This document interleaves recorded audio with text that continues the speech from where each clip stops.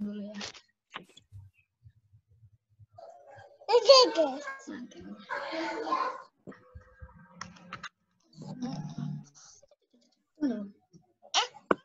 Ya kita.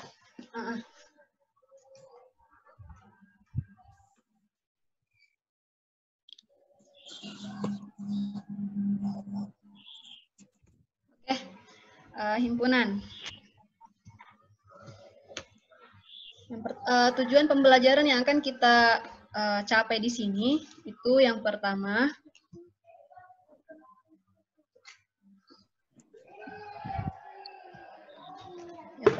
mampu menjelaskan pengertian himpunan. Kemudian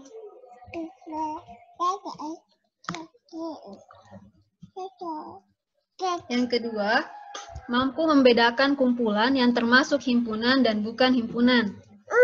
Yang ketiga, mampu mendeskripsikan anggota dan bukan anggota dari suatu himpunan dalam bentuk lambang himpunan.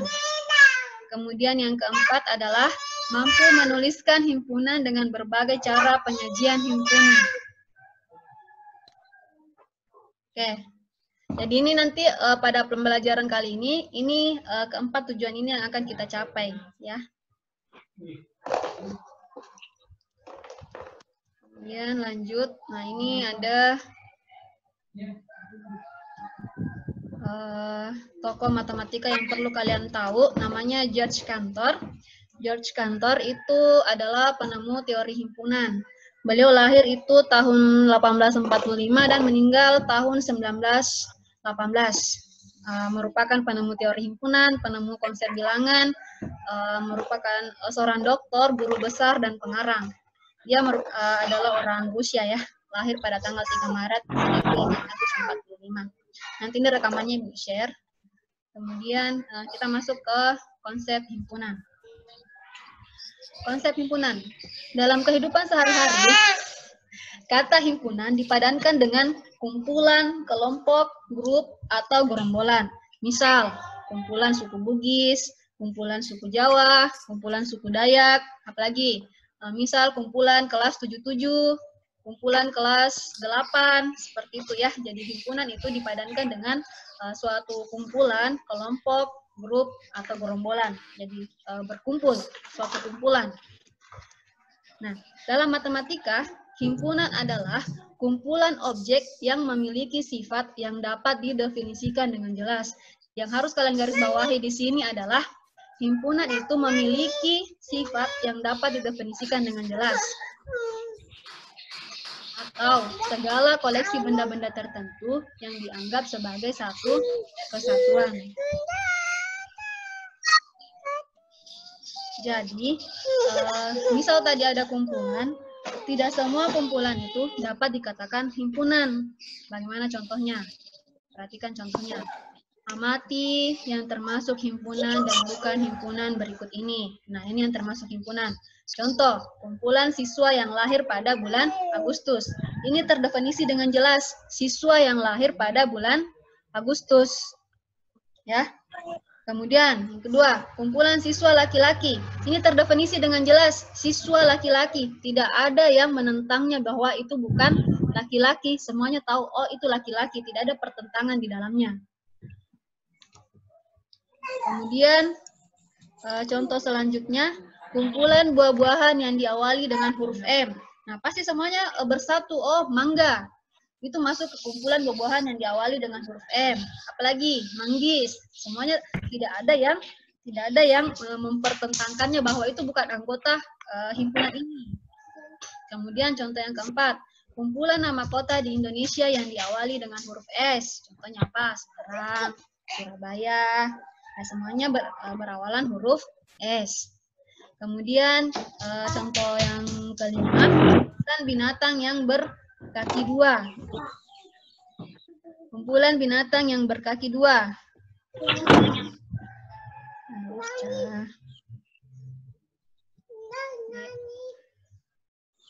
Kumpulan binatang yang berkaki dua, contohnya apa? Ayam. Semuanya pasti tidak ada yang mempertanyakan, oh itu tidak berkaki dua, semuanya pasti satu kata bahwa binatang tersebut berkaki dua. Kemudian yang terakhir adalah contoh kumpulan negara-negara yang ada di Asia Tenggara. Nah, untuk contoh himpunan ini, kalian sudah paham contoh himpunan, contoh yang termasuk himpunan. Paham enggak? Mengerti enggak contoh-contoh himpunan ini? Kemudian kita lihat contoh yang termasuk, bukan termasuk himpunan, bukan himpunan. Contohnya ini, kumpulan kota-kota besar di Indonesia.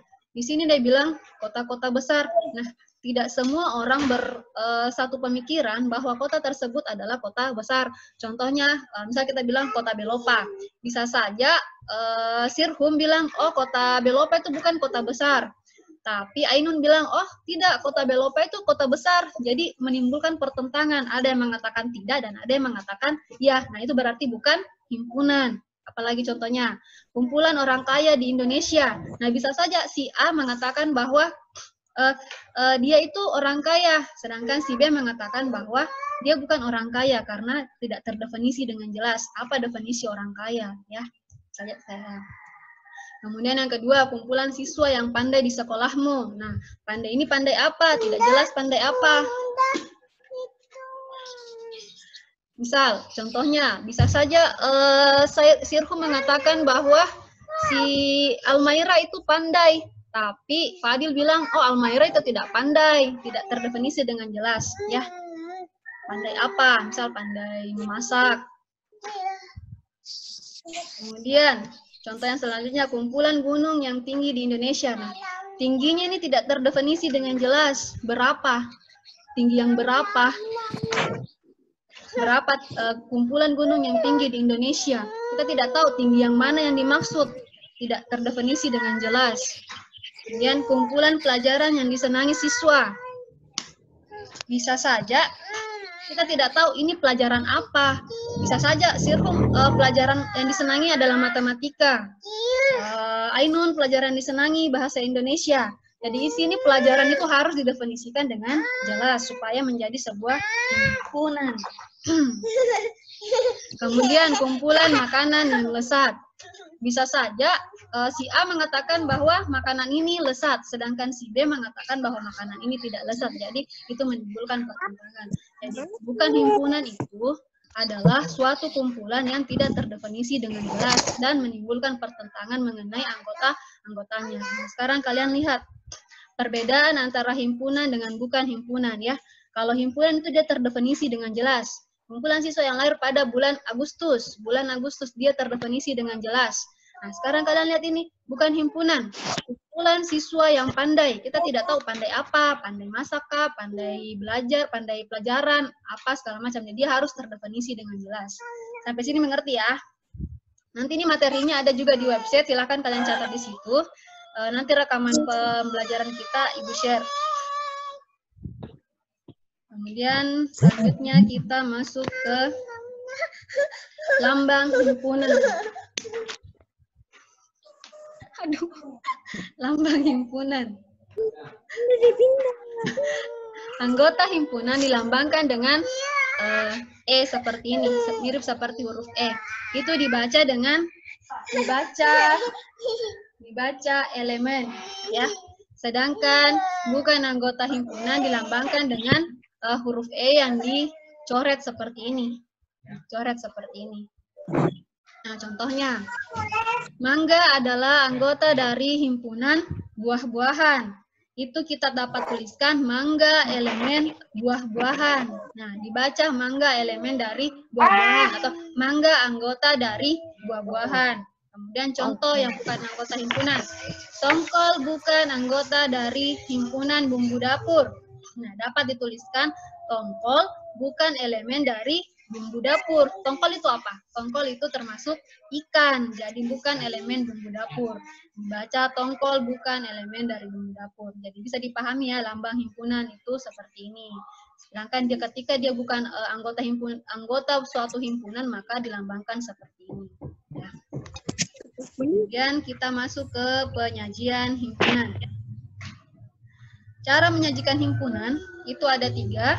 Yang pertama, enumerasi. Namanya enumerasi itu artinya dinyatakan dengan menyebutkan anggota-anggotanya. Kemudian yang kedua, dinyatakan dengan menuliskan sifat yang dimiliki anggotanya. Yang ketiga, dinyatakan dengan notasi pembentuk himpunan. Nah, enumerasi dinyatakan dengan menyebutkan anggotanya. Suatu himpunan dapat dinyatakan dengan menyebutkan semua anggotanya yang dituliskan dalam kurung kurawal. Jadi kita menggunakan kurung kurawal.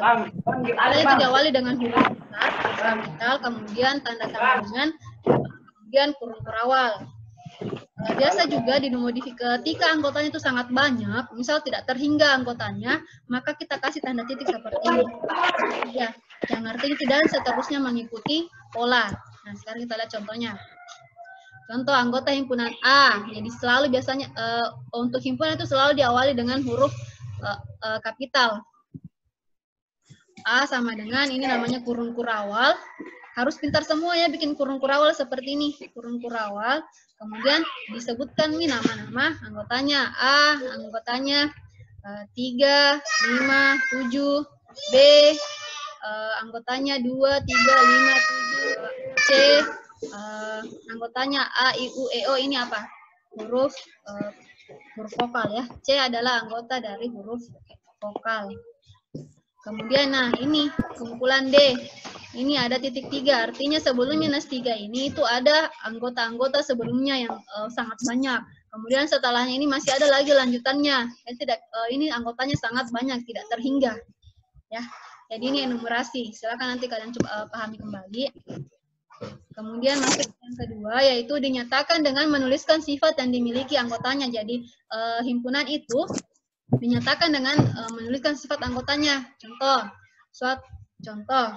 A adalah himpunan semua bilangan ganjil yang lebih dari 1 dan kurang dari 8. B adalah himpunan semua bilangan prima yang kurang dari 10.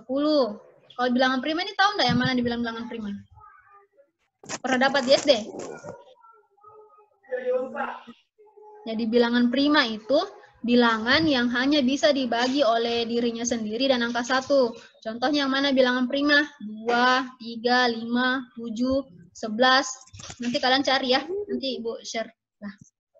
Kemudian C adalah himpunan semua huruf vokal dalam abjad Latin. Yang mana tadi? A, I, U, E, O. Kemudian D adalah himpunan bilangan bulat.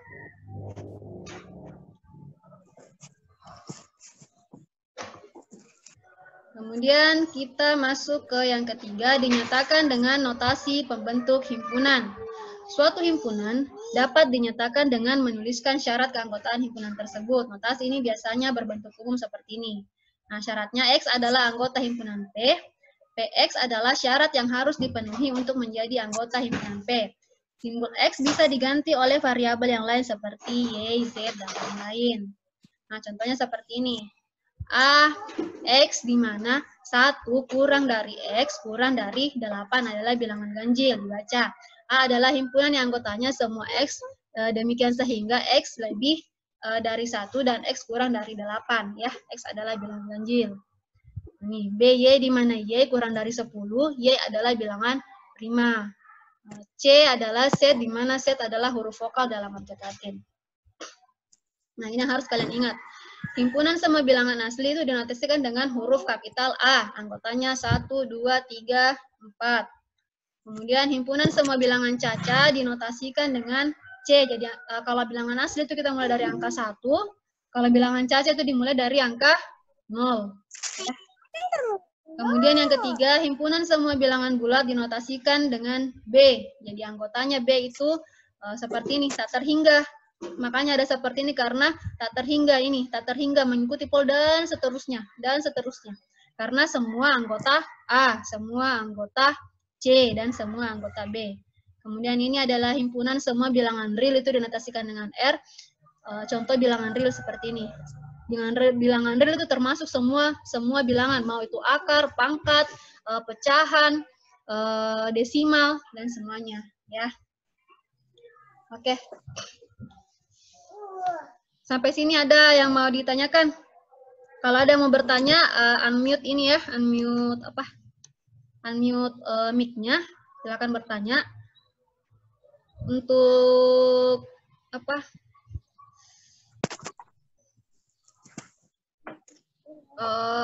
Materinya itu ada di website, materi pertemuan 8, silakan nanti kalian catat itu. Nanti rekaman ini Ibu share juga. Sudah isi absen semua? Sudah ya? Oke. Semoga tadi itu bisa dipahami. Semoga bisa dipahami. Untuk pertemuan-pertemuan selanjutnya, mungkin kita bisa belajar menggunakan Zoom seperti ini ya. Kedua ada yang baru datang, kita sudah mau selesai. Di website juga sudah ada tugas pertemuan 11. Untuk nilai ulangannya belum Ibu rilis, nanti akan ada email masuk ketika Ibu rilis ya. Oke, untuk yang terlambat tadi, siapa yang terlambat? Nanti Ibu share rekaman videonya deh. Oke. Bu, kita foto dulu. Foto dulu. Senyum. Tuh, 2, 3. Lagi ya. Tuh, 2, 3. Oke.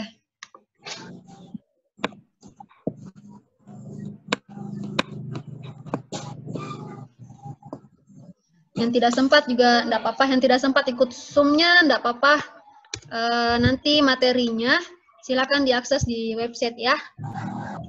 Kalau ada yang ditanyakan silakan share di grup.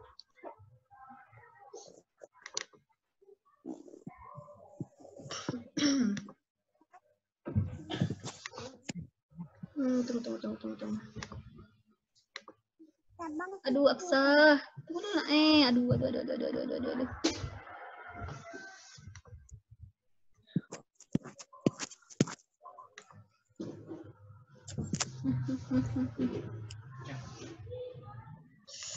Bagaimana aja cara tak ini kasih nih.